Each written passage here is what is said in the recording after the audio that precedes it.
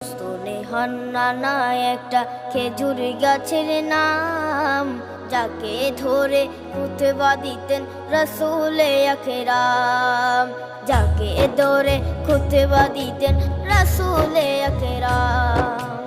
উস্তনে হান্নানা একটা খেজুর গাছের নাম, যাকে ধরে খুতবা দিতেন রাসূলে আকরাম, যাকে ধরে খুতবা দিতেন রাসূলে আকরাম। গাছটা নবীর বিরহে সদা কাঁদিতে রহে, গাছটা নবীর বিরহে সদা কাঁদিতে রহে।